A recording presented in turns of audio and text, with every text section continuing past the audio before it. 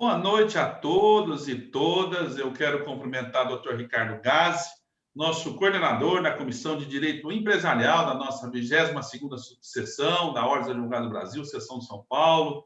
Quero agradecer por todo o trabalho dedicado à nossa subseção, ao lado dos nossos advogados e advogadas da comissão, que nesta noite realiza mais um evento para a advocacia e para toda a sociedade.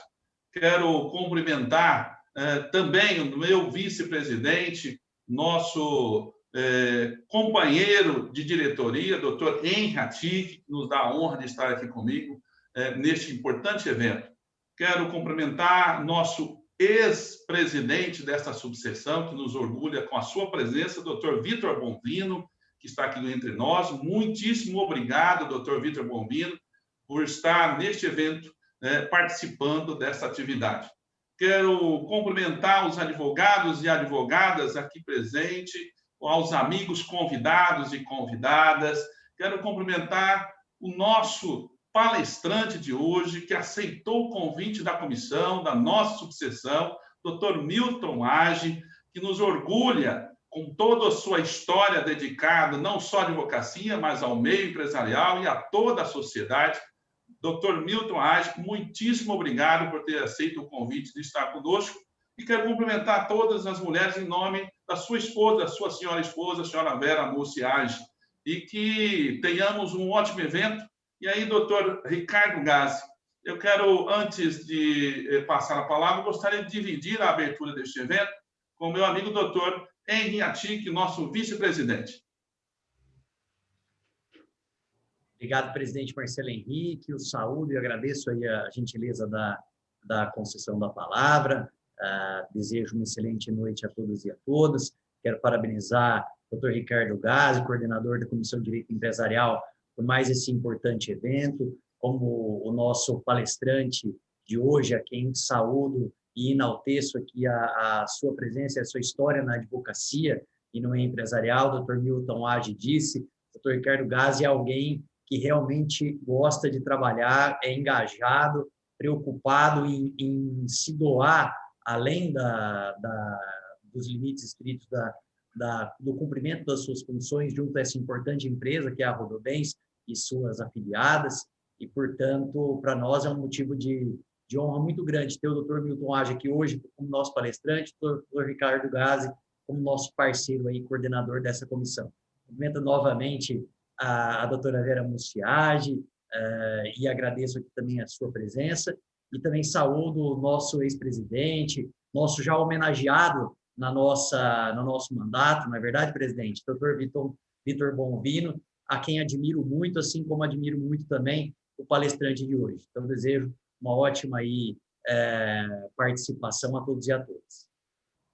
Muito obrigado, doutor Henri Atik. Quero dividir também com os advogados e advogadas aqui e os convidados que esta subseção realiza um evento de tantos outros que estamos fazendo diariamente.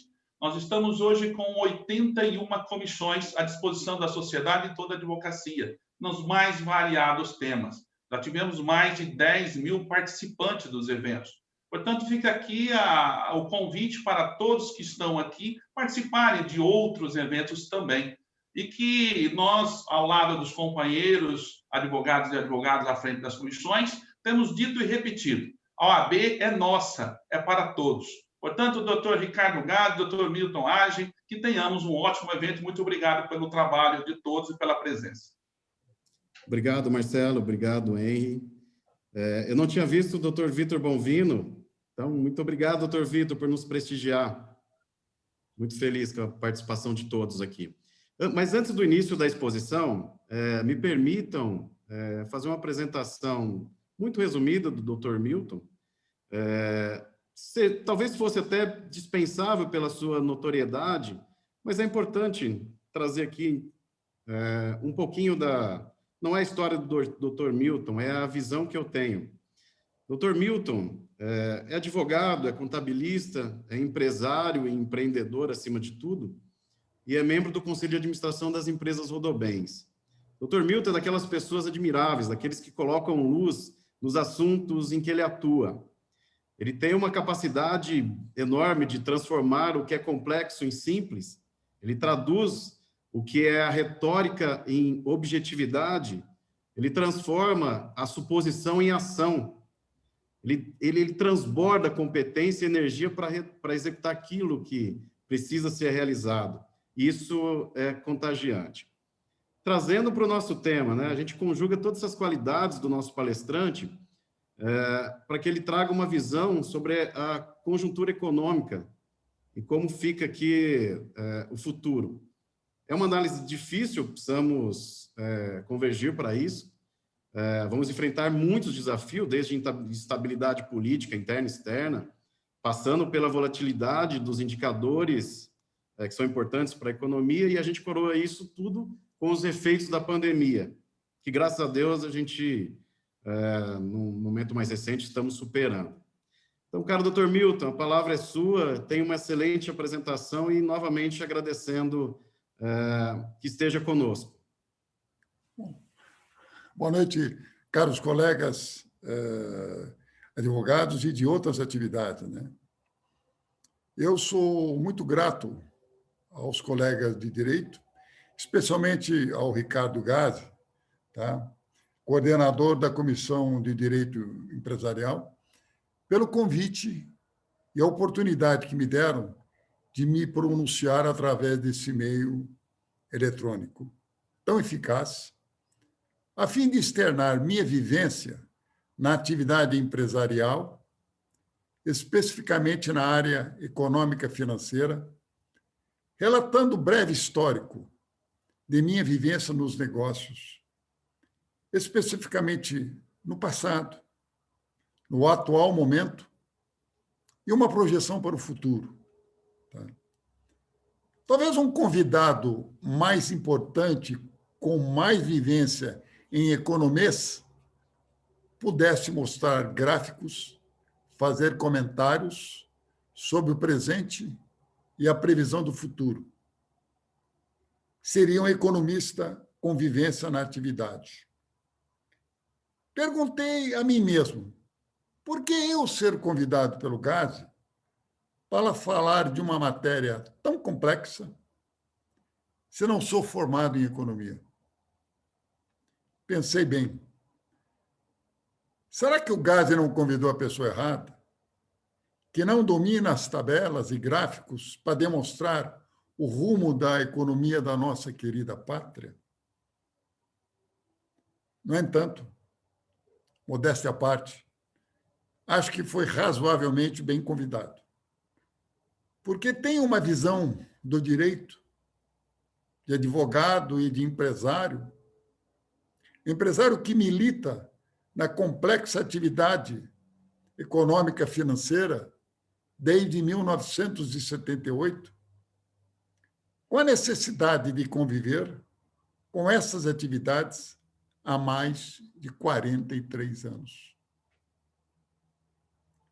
Minha origem é de contabilidade, de controle de empresa, verificação de resultados, na qual o balanço e as demonstrações financeiras não servem apenas para taxar as empresas pelo fisco, mas sim ser uma bússola para demonstrar o caminho e a direção que as companhias deveriam e deverão tomar para seguir e orientar seu futuro, ou seja, o futuro de uma boa gestão empresarial. Isso é um fato muito forte. Contabilidade nos demonstra o caminho que a empresa deve seguir. Confesso que, com a minha formação contábil, seria insuficiente para ajudar no comando de um grupo empresarial tão forte, competente e eficiente, e que, nesse caminho todo, fui muito ajudado por um companheiro que está presente aí também, Dr. Vitor César Bonvino, que era o nosso diretor jurídico. Me lembro que várias empresas que adquirimos, o Vitor era chamado em Santarém, em Belém, em Cuiabá, em Sinop, em São Paulo. E lá vinha ele com aqueles contratos, né? Contrato de compra e venda e outros afins. Eu até brincava com ele, você esqueceu dos afins, né? Ele lembra disso, muito bem.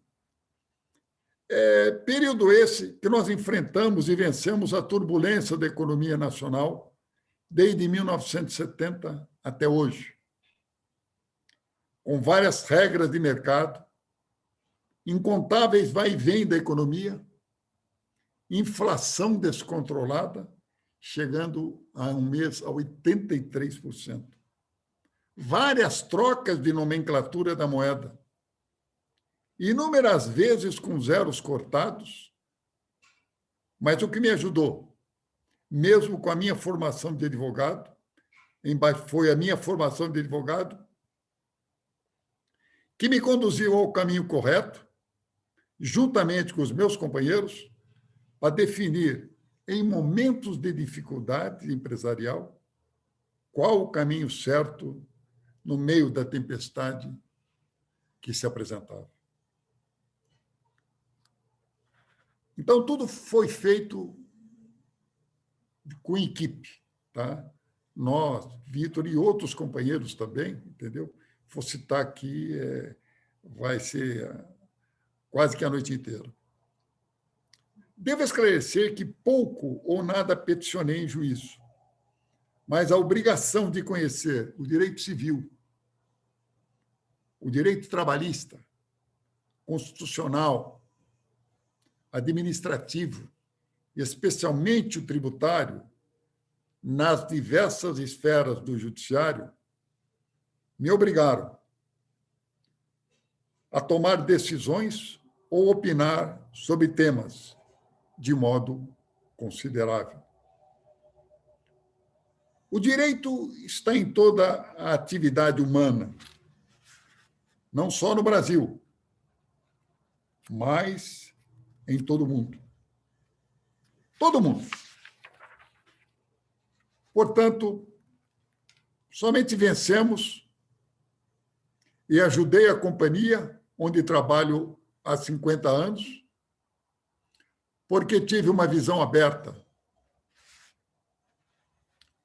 Onde e por que chegar e como fazer, bem como prosperar sem ofender os direitos de meus clientes, fornecedores, empregados, fisco, sócios e demais entes que constituem o mundo empresarial. Felizmente, o trabalho de uma organização onde a ética, o bom senso e o espírito de dedicação e a idoneidade são cláusulas pétreas. Nada foi escrito, mas o ensinamento veio de cima, com bons exemplos e que aprendemos com o senhor Valdemar de Oliveira Verde, já falecido, e seu filho Valdemar Júnior. Mas já falamos muito sobre nós. Vamos falar agora um pouco sobre a economia brasileira, que é o nosso tema. Eu não vou me alongar, mas eu vou iniciar com a descoberta do Brasil em 1500. Portugal teve dificuldade de explorar a nova colônia. Iniciou repartindo o país em capitanias hereditárias que foram entregues a alguns nobres. Tamanho era o volume de terras que poucas hereditárias conseguiram prosperar. Somente prosperou São Vicente e, se não me engano, de Pernambuco também. Estou colocando isso para falar o início da nossa cultura, que era formada por alguns degredados que vinham para cá como castigo. E a mão de obra era de índios, mamelucos e, posteriormente, negros escravizados da África. Muito diferente da formação da colônia dos Estados Unidos, que foi criada por ingleses, escoceses, europeus e também por escravos negros. Com a chegada da família real em 1808, fugindo das invasões napoleônicas, a corte portuguesa teve a obrigação de se mudar para o Brasil, escapando das garras de Napoleão Bonaparte. Com isso, o país começou a tomar um novo rumo. Mas, como sempre, os impostos eram altos para poder suportar os gastos da corte e dos nobres. Chegou-se ao levante da Inconfidência, na qual a população se rebelava contra o quinto. Ou seja, tudo que era produzido tinha que ser taxado por um quinto, 20%. Imagina, hoje não é mais um quinto, hoje são 2/5, ou seja, 40% impostos. É a nossa carga tributária. Se não for 40, chega perto, 39 alguma coisa. Então, é uma comparação que isso sempre foi o destino do nosso país. Elevada a carga tributária, com pouca devolução ao contribuinte, que é muito onerado. Hoje, mais de 90% dos nossos orçamentos são utilizados para manter a máquina estatal, restando muito pouco para os investimentos.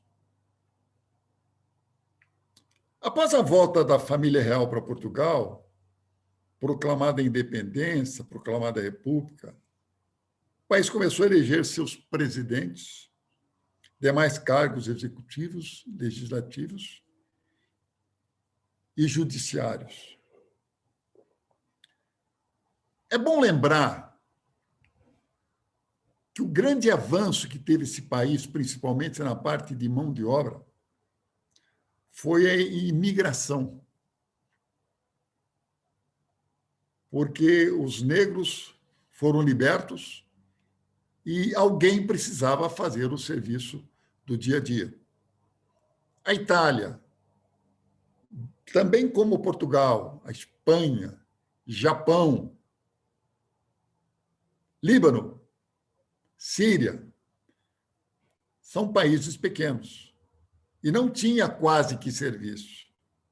Então, esses imigrantes vieram aqui como seria a Terra Santa, ou seja, a Terra Prometida. E vieram mesmo. Vieram, fizeram famílias, fizeram fortunas e fizeram uma miscigenação de raça, o que para nós foi muito importante. Para os senhores terem uma ideia, esse que lhes fala é neto de austríaca. Minha avó era austríaca e o meu pai, árabe, libanês. Então, houve uma mistura de raça que, para mim, foi fundamental. Não ficou somente na mão dos portugueses, dos escravos negros e dos índios. Essa miscigenação de raça foi muito importante para o país. Criou-se uma outra cultura, de trabalho. O italiano, por exemplo, queria crescer. E quantas famílias não ficaram bilhardário aqui? Tanto de italianos, portugueses. Você não vê um local que não tem uma padaria de português. Espanhóis. Ou seja, encontraram aqui o seu mundo e o seu negócio. Porque a terra é boa, o povo é bom. Aonde se planta, tudo, onde se joga a semente, tudo dá. Então, esse eu acho que foi a grande vantagem que teve o país, entendeu? Em receber muito bem os que vinham de fora com uma pobreza incrível, às vezes, entendeu? A gente vê áreas, o sujeito tinha lá uma chacrinha, ou menos que isso, lá na Itália, ou em outros países, entendeu? Vinha para cá, já tinha alguma coisa muito maior. E progrediram. Tinha uma outra cabeça. Foi uma mistura muito importante. Para mim, em 1956, no meu entendimento, foi eleito o melhor presidente da República que o país já teve. o médico mineiro Juscelino Kubitschek de Oliveira. Esse moço, na época, começou uma revolução industrial magnífica, incentivou a indústria, principalmente a indústria automobilística, desenvolveu os créditos. Hoje, é com uma facilidade que a gente vai num banco e obtém financiamento de carro. Antigamente, você tinha fila para se inscrever para ter financiamento de carro, não só de carro, de qualquer outra coisa. Era uma economia fechada, muito mais difícil, entendeu? Além do mais, o maior trabalho, a maior virtude que esse presidente da República, não sou político, mas que, volto a repetir, para mim foi o melhor presidente que nós tivemos, foi a interiorização do Brasil. Até aquela data, o Brasil só crescia pelo litoral. Ninguém conhecia o interior. Mesmo a cidade de São José do Rio Preto, onde nós estávamos, era isolada. Você não tinha ligação com São Paulo, você tinha uma rodovia de terra para chegar até lá. Era muito difícil. Entendeu? Então, com isso tudo, foi começando a desenvolver o país. Foi criando negócio, foi criando riqueza. Goiás ninguém conhecia. Mato Grosso, então, era o fim do mundo. Quando se chegava em Cuiabá, por exemplo, parecia o fim do mundo. Hoje, Cuiabá é a entrada, é a porta de entrada para o Mato Grosso. Tá? E o próprio Gassi sabe disso, que o Mato Grosso cresceu, mas cresceu através de pessoas vindo de outro estado. Isso foi a interiorização desse país. Eu me lembro, às vezes, o Vitor ia apreender algum caminhão no Mato Grosso, poxa, era uma dificuldade terrível. Não tinha meios de locomoção. Tinha um Fusca velho que ele ia atrás dele e olha lá. Entendeu? E hoje não. Virou um outro mundo. A quem a gente deve isso? Eu reputo a uma pessoa, Juscelino Kubitschek de Oliveira.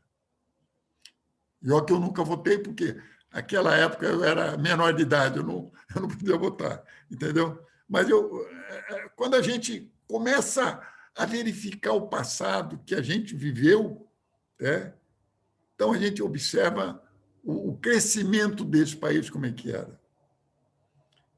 A capital federal foi transferida do Rio de Janeiro para Brasília. Eu me lembro que havia quase uma rebelião dos funcionários públicos de sair da praia de Copacabana para o interior de Goiás. Mas ele fez com que todos fossem.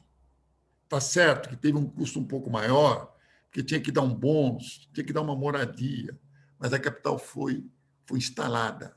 Tá?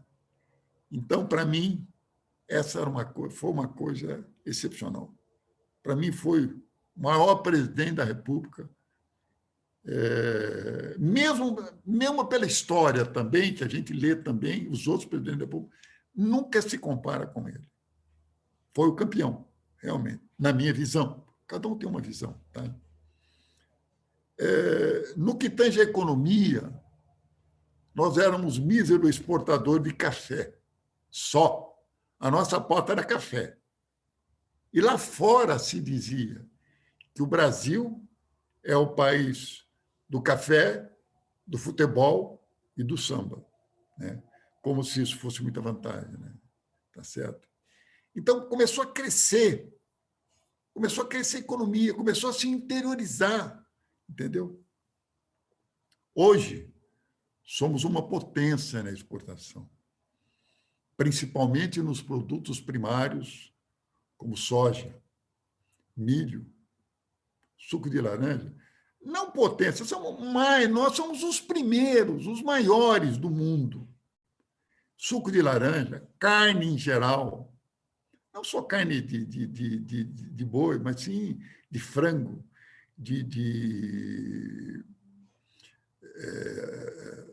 outras carnes também, como algodão, açúcar e, principalmente, minerais de petróleo. A exportação de minerais hoje é uma coisa fantástica. Tá? Então, esse governo foi um governo que, em 5 anos, nós crescemos 50 anos. Podem ter certeza disso. Vocês nem estavam vivos ainda, mas podem ter certeza disso. Reconheço também que a construção de Brasília nos custou uma inflação alta, mas crescemos 50 anos em 5. Posteriormente, houve uma eleição de Jânio Quadros, que, após 9 meses de mandato, renunciou, foi substituído por João Goulart, até ser deposto pelos militares em 1964. A economia sofreu muito com essa instabilidade, mas muita coisa boa foi feita. Criou-se o Banco Central, o Fundo de Garantia. Gente, vocês não imaginam o que era antes do Fundo de Garantia. O empregado, ele era aquele empregado que completasse 10 anos de serviço, aí, quando ele era demitido, a indenização dele duplicava, mas com 20 e poucos anos triplicava. Então, era um problema muito sério para as companhias. As companhias... E outra coisa para o próprio empregado também, porque com 9 anos ele era substituído, e era uma mão de obra essencial para a companhia, porque foi a companhia que fez. Então, gente, foi uma inteligência muito grande quem criou esse fundo de garantia, que foi feita na época dos militares.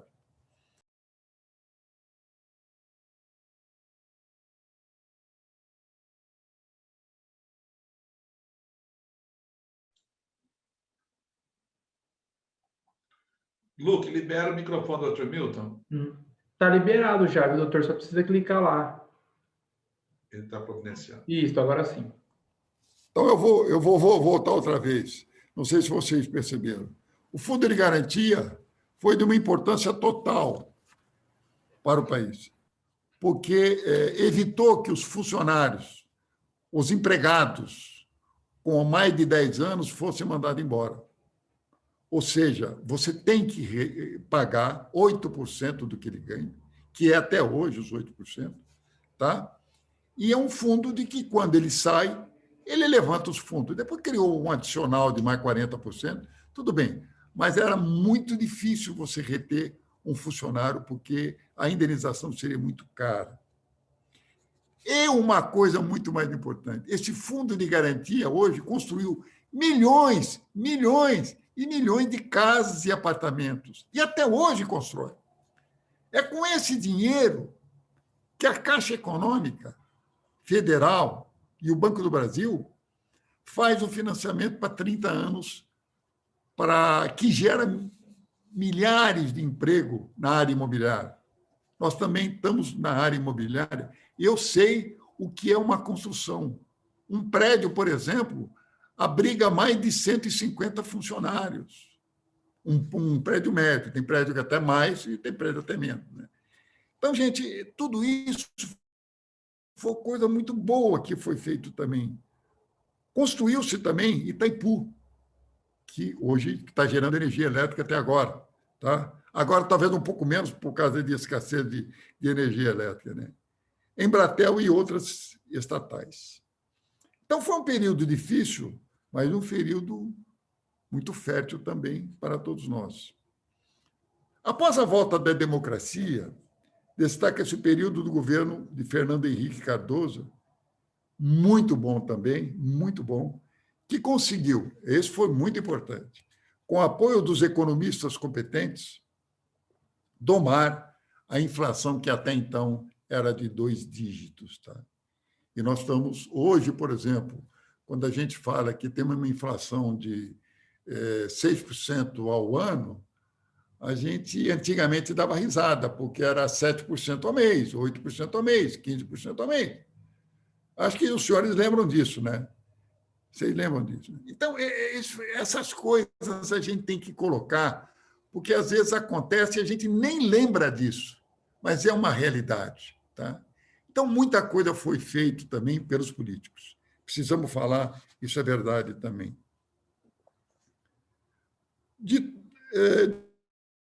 De tudo que foi relatado, o grande acontecimento que eu imagino foi a mudança do litoral para o interior, ocupando espaço no Centro-Oeste, especialmente no Mato Grosso do Sul, Goiás, Tocantins, sul do Pará, interior da Bahia e Maranhão, onde a malha rodoviária se desenvolveu.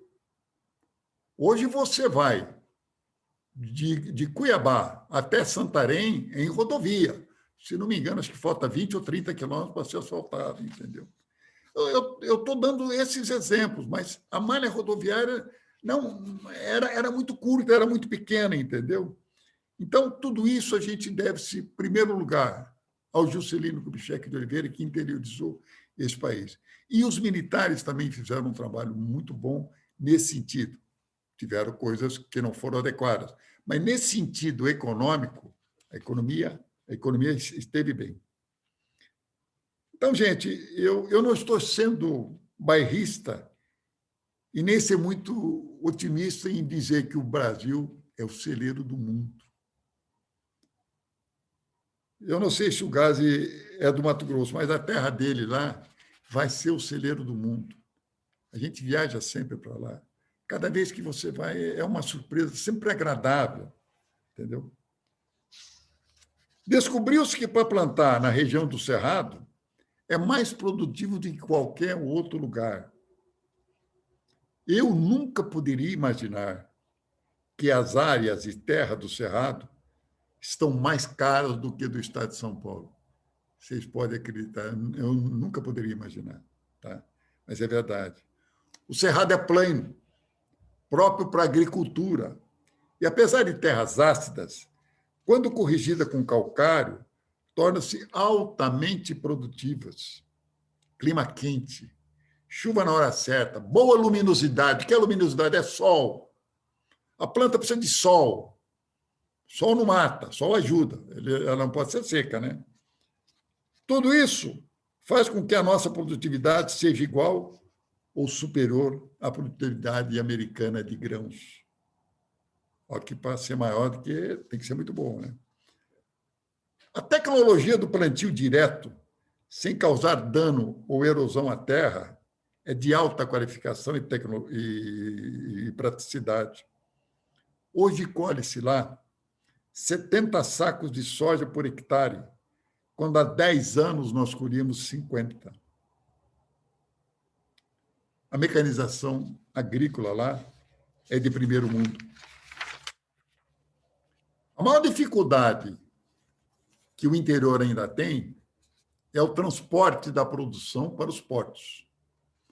Mas já temos estradas, Cuiabá, Santarém e outras, onde o produto é embarcado no Rio Amazonas para o exterior. Veja a grande vantagem. Você sai vamos supor, de Cuiabá ou Rondonópolis, você desce até o Porto de Santos, para Santos subir. Ali já não. Ali você já subindo, você já vai sair no Rio Amazonas, que já vai sair para a Europa, ou seja, está na boca de todo mundo, entendeu? Então, a economia que vamos ter vai ser muito grande. Aquele Centro-Oeste é um outro Brasil sem crise. Temos que lembrar que o Brasil, há 10 anos, produzia 100 milhões de toneladas de grãos. Esse ano devemos produzir 300 milhões de toneladas de grãos. É muito pouco tempo. Tá? É muito pouco tempo. Por tudo isso, é que eu sou otimista. Sempre fui otimista. De vez em quando a gente tem alguma recaída, né, de ver algumas bobagens aí, mas a gente ergue a cabeça, peraí, acorda, não é assim, né? Isso aconteceu, não vai acontecer mais. Depois acontece, mas a gente tem que ser otimista. Se você não for otimista, você vai pegar o pijama e já vai para casa e dorme e acabou, não tem o que fazer. Tá? Por outro lado, temos comprador dos produtos, principalmente a China, que saiu da pobreza e hoje tem que alimentar 1 bilhão e 200 milhões de habitantes. E olha que a China gostou de ganhar dinheiro. O nível de vida tem subido assustadoramente. A China, de 2 anos a esta data, só para dar um exemplo, começou a comer carne bovina, porque houve uma peste nos suínos, né? E importou carne suína, mas começou a comer carne bovina. E não parou mais. Por que vocês pensam que a carne do Brasil, de um ano para outro, subiu 70%? Exportação para a China. Principalmente a China. Também foi a China que fez aumentar substancialmente o consumo do minério de ferro. Gente, e outra coisa, temos que pensar em como alimentar os nossos netos e os nossos futuros bisnetos. Hoje somos 7 bilhões de habitantes. Em 2030 seremos 10 bilhões. Como alimentar esse mundo inteiro? É aí que surge esse gigante adormecido que chama Brasil, que já não está mais adormecido, né? Para suprir tudo isso aí, ou para ajudar a suprir, porque só ele não tem jeito. Eu acredito também que dentro de 10 anos a China será a maior potência do mundo, sem dúvida nenhuma. Todas as empresas, principalmente as empresas americanas, as empresas alemãs, estão com o pé muito forte lá na China. A Ford já não saiu agora recentemente aqui do Brasil. Para onde ela voltou as vistas? Para a China, entendeu? E o Brasil? Temos que lembrar que em 1970 tínhamos uma população de 90 milhões de habitantes. Vocês lembram aquela música da Copa? 90 milhões em ação, para frente Brasil, do meu coração. Nós tínhamos 90 milhões de habitantes. Hoje, depois de 50 anos, nós temos 210 milhões de boca para tratar. É muita gente, é muito crescimento. Está certo que todos nós temos que comer. Temos que tomar café, almoçar, jantar, consumir. Estou certo que hoje nem todos têm essa oportunidade de comer como nós estamos comendo, né? Mas sejamos otimistas. Estamos vivendo razoavelmente bem hoje. Lembro-me, sua experiência própria, na década de 50, quando uma família tinha uma geladeira, era considerada rica. Eu não morava em bairro, morava no centro da cidade, aqui em Rio Preto, na Coronel Espínola, com a Rua Tiradentes. Não era a família pobre. Eu ia na casa do meu vizinho pedir um pouco de gelo para colocar em algum refrigerante. Automóvel, nem pensar. Era coisa de rico. Hoje, todos os empregados da minha fazenda têm um carro. Emprego? Que é isso? O sujeito só era bem de vida quando ele fazia um concurso no Banco do Brasil, passava, e aí ele se casava com uma professora, pronto, um casal perfeito. O futuro estava garantido. E hoje? Temos milhões de empregos. Entendeu, gente? Então, não há dúvida nenhuma que isso é uma realidade. Nós crescemos muito. E eu sou testemunha desse crescimento, porque eu também vim de uma família muito humilde, muito pobre. E temos oportunidade. Só não cresce quem não pega a oportunidade que tem, ou de que não queira crescer, ou se acomoda, mas tem oportunidade. Tá? O que é isso? Isso é o desenvolvimento empresarial. Quem fez esse país crescer, uma grande parte disso, quase tudo, são as empresas, as pequenas empresas. Aquele cara que faz a feira, que trabalha, levanta às 5 horas da manhã para trabalhar numa feira, entendeu? Aquele que frita o pastel, aquele médio empresário, aquele grande empresário. É tudo isso aí. Isso é que cria riqueza. O Estado, ele não cria riqueza. São esses empregos que desenvolvem a economia, que faz girar o mercado. As empresas deveriam ser muito bem tratadas pelo poder público. Muito bem tratadas. O poder público pouco ou nada faz para desenvolver a economia.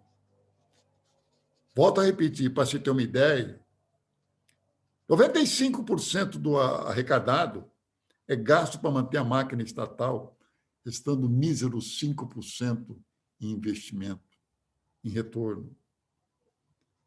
Vocês vão me perguntar o que eu acho do futuro do país. Respondo: se bem administrado, seremos uma potência.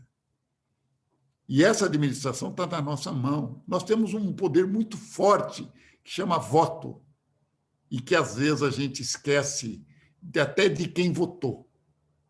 Entendeu? E eu sei que eu não estou em um meio, que são os senhores, de que vota para mim. Não. Vocês votam consciente, mas não é assim a população. Isso é de cultura. Enquanto nós não trocarmos a nossa cultura de escolher bem os nossos dirigentes, seja de que partido for, de esquerda, de direita, de centro, entendeu? Não importa. Ele precisa ser uma pessoa idônea, que tenha vontade de que o país, de fazer alguma coisa para o país, entendeu? Uma outra coisa que me incomoda muito é a desigualdade social. Enquanto eu ganho 10, o meu companheiro ali ganha 1. É muito desigual. É muito desproporcional. Eu sei que isso existe em todo mundo, mas nós somos muito mais ainda, entendeu? E como fazer isso? É taxar aquele que ganha mais. Reconheço que, às vezes, a gente é beneficiado, mas é taxar aquele que ganha mais para que a gente possa fazer uma distribuição melhor de riqueza. É fácil? Não. Não é fácil. Porque ninguém abre mão daquilo que tem. Mas nós temos que chegar lá. Não estou falando em comunismo, não. Sou contra isso. Mas estou falando o seguinte, nós temos que ter uma igualdade, entendeu? Há pouco tempo, eu vou até contar um fato para vocês. Parei no carro, numa rua de São Paulo, lá por causa do semáforo, um menininho veio me pedir dinheiro. Eu dei R$2 para ele. Ele falou para mim: o que eu faço com isso, moço? Eu estou com fome. Eu olhei em mim mesmo e falei: nossa senhora, você é um idiota, você for dar R$2 para o menino que está passando fome, entendeu? Mas isso são exemplos que a gente tem depois, é que a cabeça que volta, entendeu? E a gente tem que pensar em outros também. Não só somos nós que temos estômago, os outros também têm, entendeu? Se você olha pela televisão, principalmente em regiões como de Belém, como Rio de Janeiro, Pernambuco, aqueles mangues, é terrível. E nós temos recursos para melhorar tudo isso aí. Mas da onde que tem que partir isso? Da iniciativa pública, talvez usando também a iniciativa privada, ou seja, permitindo que empresas possam fazer saneamento, que parece que agora está começando a ser, entendeu? Então, muita coisa precisa fazer. Então, eu respondo: se bem administrado, seremos uma potência. Se me perguntarem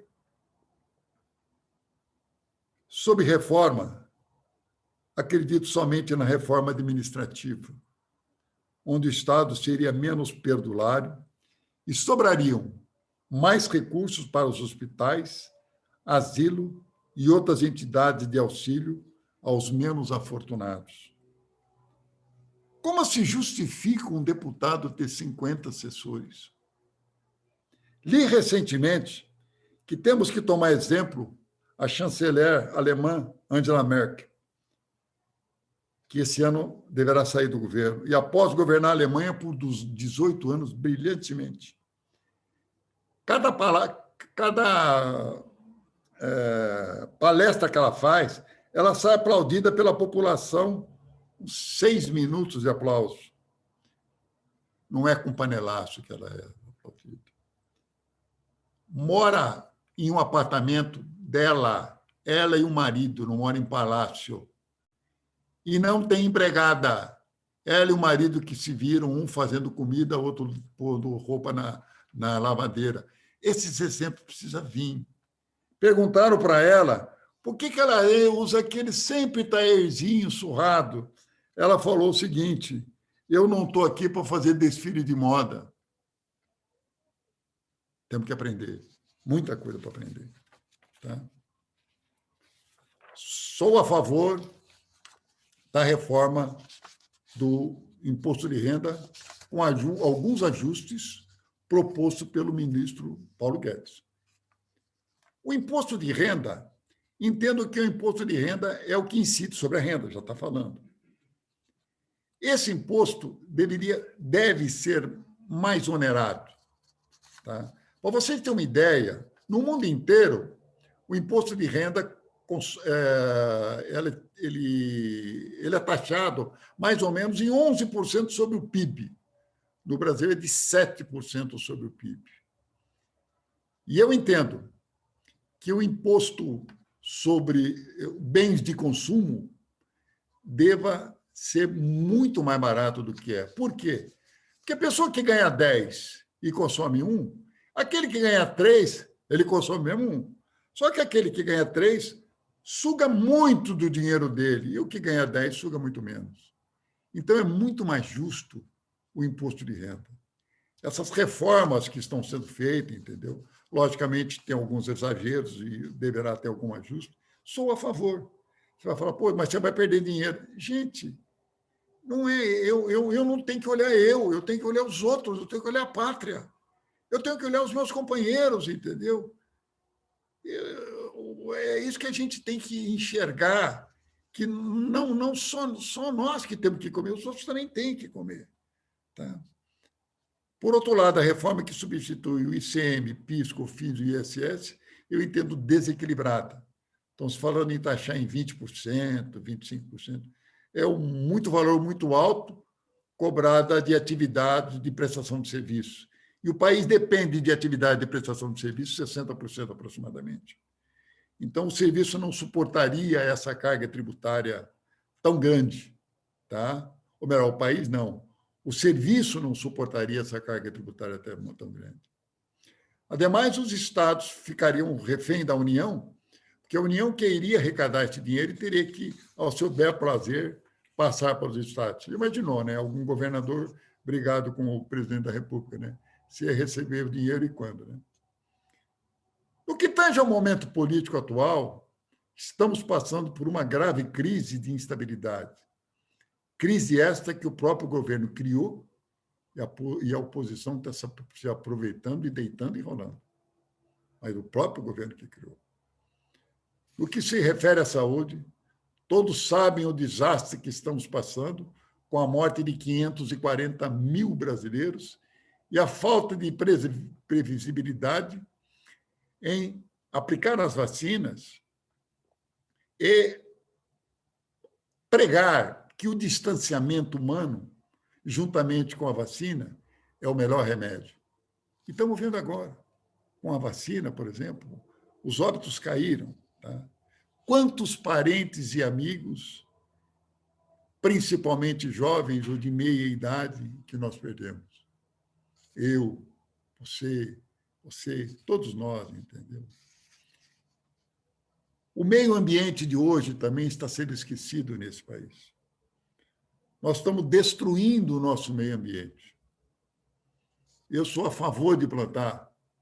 Nós temos plantio de seringueira, eu me orgulho disso, porque elas realmente são árvores, entendeu? De grande captação e de grande transformação do meio ambiente, quando que a Amazônia realmente parecem que pegaram por birra para destruir a Amazônia. Coloquei esse termo que é muito importante. Eu, quando comecei, eu gosto um pouquinho, vocês já perceberam, um pouco da área agrícola também, entendeu? Há mais ou menos 25 anos atrás, entendeu? A gente plantava café, entendeu? E em agosto já começava a chover. Chuva boa, tinha a brotação do café, aquele negócio todo, e até março. Hoje, começa a chover no meio de dezembro. O ano passado começou a chover em dezembro e acabou no meio de março, 19 de março, exatamente. Entendeu?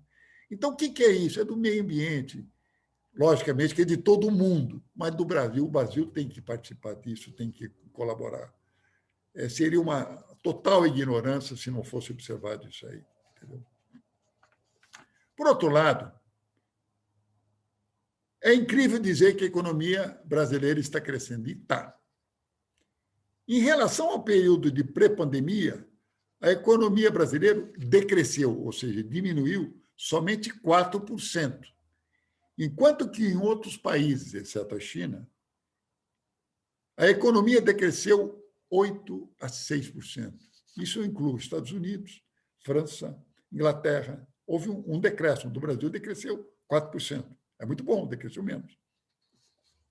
Este ano, a arrecadação de tributos federais cresceu 22% em relação ao período anterior, já descontada a inflação. Palavras do ministro Paulo Guedes, hein? Eu ouvi e anotei. É muito forte. No período de pandemia, crescer desse jeito, e vai crescer mais, podem ter certeza. Você não consegue hoje, eu fui comprar um trator outro dia, levou 4 meses para me entregar o trator à vista. Caminhão, nós trabalhamos também com caminhão, não tem caminhão. Você vai falar, é que parou de fabricar? Não, é que o consumo aumentou muito. E nós não estamos enxergando, nós só olhamos coisa ruim. Temos que olhar coisa boa também. Existe muita crítica, mas temos que olhar coisa boa também. Tá? O número de emprego já começou a crescer. É lógico que ainda tem uma pandemia. Vocês vão ver quando chegar o final do ano. Todo mundo vai estar vacinado. Eu tenho a impressão que vacina, se você não comprar em supermercado, você vai comprar na farmácia. Não tenho dúvida nenhuma. Nem tem outro caminho. É que o mundo está crescendo e o Brasil também. Apesar das dificuldades políticas, graças também ao rigor fiscal e orçamentário do nosso ministro, que é bom nisso, e apesar de, recentemente, o Congresso aprovar uma verba de 5,7 bilhões para os partidos políticos, e não incluir no orçamento 2 bilhões para o censo de habitantes. Censo que deveria já ter sido realizado no ano passado e que se realiza de 10 em 10 anos. Não foi realizado no ano passado, com plena razão, porque tinha pandemia. Mas o censo é uma coisa importantíssima para nós. Nós precisamos saber quantos são, o que ganhamos, quanto que consumimos, qual é a região que progride mais, qual é a região que progride menos. Tá? É uma pena. É uma pena não saber quantos habitantes temos, quantos ganham, onde moram, se trabalham. Bom, já falei que eu acredito que até o final do ano estaremos todos sendo vacinados, né? E voltaremos à nossa rotina normal. Ou seja, abraçando os nossos amigos, tomando aquele café descontraído, contando aquela piada. O Vitor, então, é um louco piadista. Cada vez que ele conta com ele, é piada para todo lado, entendeu? Sem máscara, almoçando ou jantando fora de casa. O que é tão bom? O que é tão bom? Somente lamento a perda dos amigos que foram nessa pandemia e não poderei mais encontrá-los. E fui impedido até de vê-los no velório. Mas essa é a vida. E que Deus nos dê força para continuar. Obrigados a todos por terem a paciência de me ouvir. Muito obrigado. Parabéns, doutor Milton.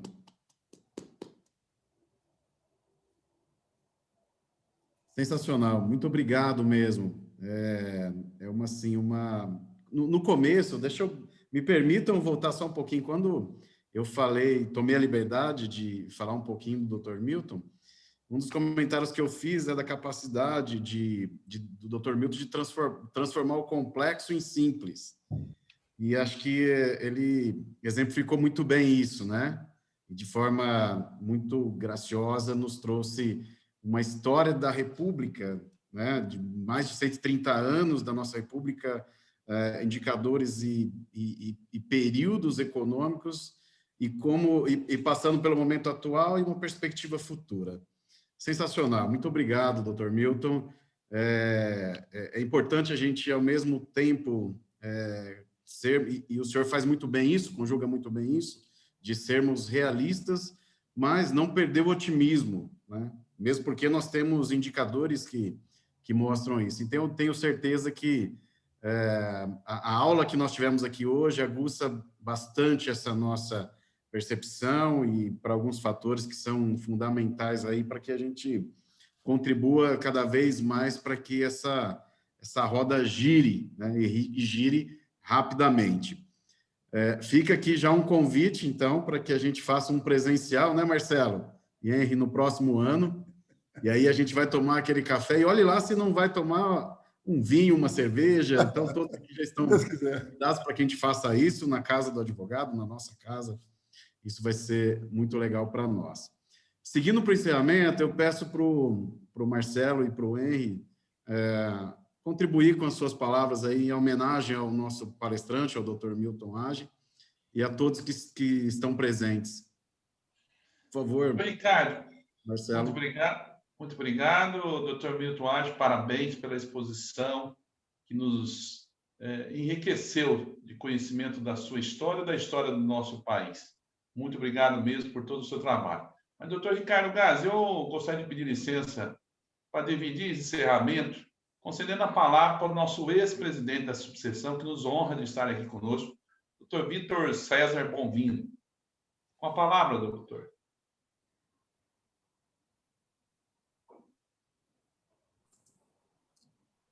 Boa noite a todos. Obrigado, Marcelo, doutor Milton, Ricardo, Henry.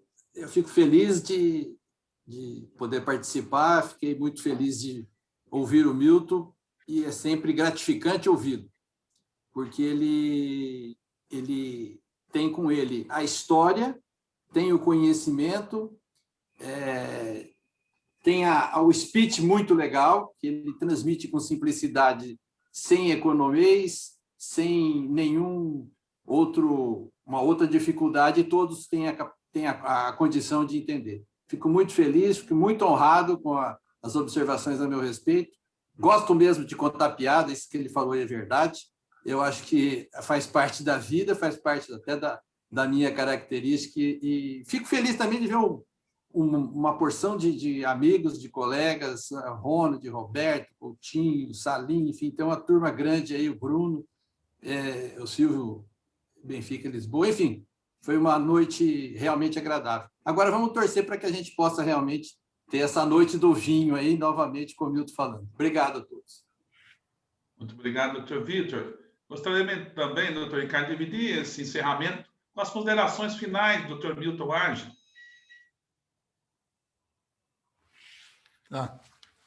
Gente, obrigado a vocês por ter a paciência de me ouvir, entendeu? Eu achei mais interessante focar o tema mais histórico de como o Brasil progrediu, né, do que ser um tema maçante que vocês já estão cheios de saber, porque os jornais e os sites estão dando todos os dias como é que está a economia, quanto está o dólar, se o dólar vai subir, se o dólar vai descer, essas coisas todas, né, que ninguém adivinha, né, e todo mundo chuta, né? E parece que economista é o cara que mais erra, né? Mas, em todo caso, é isso aí. Então, gente, muito obrigado a vocês pelo convite que me deram, tá? E pela oportunidade de a gente transmitir a vocês, aos nossos amigos que estão presentes, né? É uma oportunidade e também é um incentivo de vocês, mais jovens, saberem que vocês vão ter um país muito bom pela frente, mas muito bom mesmo, entendeu? E o mundo do direito está sempre presente em tudo. Qualquer passo que você dá, não só aqui, mas em todo mundo, qualquer passo, você precisa arrumar um advogado, precisa ver como é que foi o advogado. O direito está presente em tudo, entendeu? A gente tem uma visão muito mais larga, entendeu? Eu sou feliz em ser advogado e saber por que as coisas acontecem. Às vezes, umas pessoas leigas perguntam por que é assim, não é assado? Porque é o direito que manda, são leis, são coisas que têm que ser escritas, entendeu? Então, muito obrigado a vocês pela oportunidade de me manifestar e eu estarei sempre às ordens, entendeu, da OAB, tá? Lembrando a todos vocês que eu e o Vitor somos da mesma turma de 1974, né? da FADI, né? Tá certo? Então, um abraço a vocês, muito obrigado pela atenção. Nós que agradecemos. Eu quero também, esse encerramento, dividir com o nosso vice-presidente, doutor Henry Hatik. Obrigado, presidente. Quero cumprimentar o doutor Milton Age pela palestra que eu posso intitular, sem dúvida nenhuma, como deliciosa, porque, como o doutor Ricardo Gasi colocou, perpassou por vários assuntos assim com uma naturalidade, ao mesmo tempo com uma leveza e uma densidade quase paradoxais. Muito, muito interessante ouvir todas as falas do Dr. Milton, a sua experiência compartilhada, o conhecimento compartilhado. Então, em nome da nossa subseção, só posso agradecer. Eu que comecei os estudos acadêmicos aí pela área do direito constitucional e hoje tenho me dedicado ao direito tributário também. Até outro dia eu estava lendo a questão que o Dr. Milton mencionou desse quinto, não é, que era cobrado a título de tributo. Daí que vem a expressão, aliás, quinto dos infernos, né? E, portanto, acho que hoje nós vivemos os 2/5 dos infernos, como o Dr. Milton Age colocou aí na sua exposição. De todo jeito, eu cumprimento a todos e a todas aqui presentes, desejo uma excelente noite e dizer, presidente, quebrando um pouco o protocolo, Dr. Ricardo Gasi, que eu me sinto um pouco em família aqui, afinal de contas, a Vera Muciage que está aqui, vi a doutora Maria Amélia Múcia aqui também, nós todos temos aí ligações, proximidades familiares e, portanto, além de muito honrado, me sinto muito feliz por estar presente aqui nesse evento e nessa participação do Dr. Milton Age na nossa subseção. Cumprimento novamente o Dr. Vitor César Bonvino, que é nosso ex-presidente, portanto, tem que ser sempre celebrado, e desejo uma excelente noite a todos e a todas. Muito obrigado, doutor Henry Hatik. Doutor Ricardo Gasi, eu gostaria também, eu estou vendo muitas pessoas aqui na Rodobens, então eu gostaria que você falasse em nome deles, agradecendo algum deles, para que nós possamos fazer um encerramento, também agradecendo a presença dos nossos amigos da Rodobens. Obrigado, Marcelo. Sim, nós temos vários amigos de longa data aqui, e inclusive é muito bom ver esses rostos, né? Nós temos aqui o Ronald Torres, nós temos o Bruno Xavier, nós temos o Salim, o João Batista, o André Fedeli, nós temos o Roberto, de São Paulo, olhando para a gente aqui, a Vanessa, Annelise, nosso querido amigo Humberto, o nosso CEO, o nosso presidente da Rodobens, o Líbano, a Thaís, nós temos o Zé Walter, nós temos o Bertassini, a gente tem a Priscila, o Wesley, nós temos a Carol, nós temos a Sandra conosco, o Igor, muita gente que passou por aqui também, desculpa se eu não falei o nome de alguém, o Dr. Vitor, né, que representa a gente no jurídico, o Flávio Ferraz, que eu vi, estava por aqui também, o Líbano abriu a câmera, depois eu vou... Líbano, eu peço depois que você dê umas palavrinhas para a gente, é muito importante. Então, isso é muito legal. Líbano, poderia dar uma palavra para a gente? O Francisco Coutinho, me desculpe. Líbano, você precisa acionar o seu microfone. Líbano, tá no mudo. Boa noite a todos. Muito obrigado aí por terem me chamado. Sabe que é uma honra. O Milton, eu falo que o Milton ele é um exemplo para mim. Ele é um exemplo de dedicação, de conhecimento. E parabéns pela organização, todos vocês, doutores. Eu tenho também muita admiração pela profissão. Eu me considero um rábula, eu fiz uma pós-graduação em Direito. Eu sou economista, viu, Milton? Eu sou profeta do passado. Eu só consigo explicar o que já passou, e mesmo assim, do Brasil, disse, né, que o passado ele muda muito, né? Então, mas parabéns, muito obrigado, Milton. Você é um exemplo. E tão logo a gente possa reviver esses momentos de encontro, vamos cantar My Way juntos novamente. Boa noite, gente. Muito obrigado e parabéns pelo evento. Parabéns, Milton. Obrigado. Obrigado, Líbano. Doutor Milton, obrigado, Líbano. Doutor Milton, seguindo para o final, então, aceite os nossos agradecimentos, a honra de recebê-lo, né? Fantástico, sua palestra foi fantástica, nos trouxe muito conhecimento.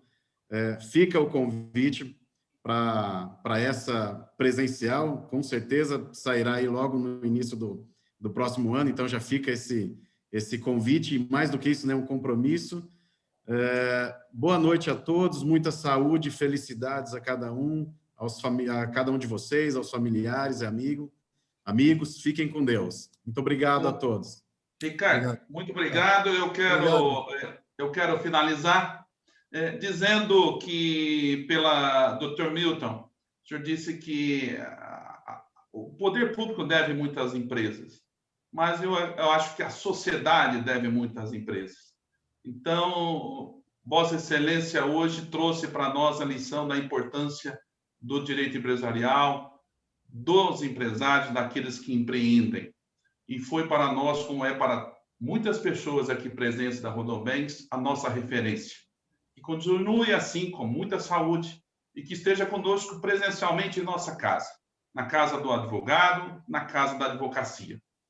Portanto, pela nossa 22ª subseção da Ordem dos Advogados do Brasil, Seção São Paulo, São José do Rio Preto, pela nossa Comissão de Direito Empresarial, coordenada pelo Dr. Ricardo Gazzi, declaro encerrado este evento e que tenham todos uma ótima noite e que Deus possa abençoar cada um dos senhores e senhoras. Muito obrigado, declaro encerrado esse evento. Uma boa noite.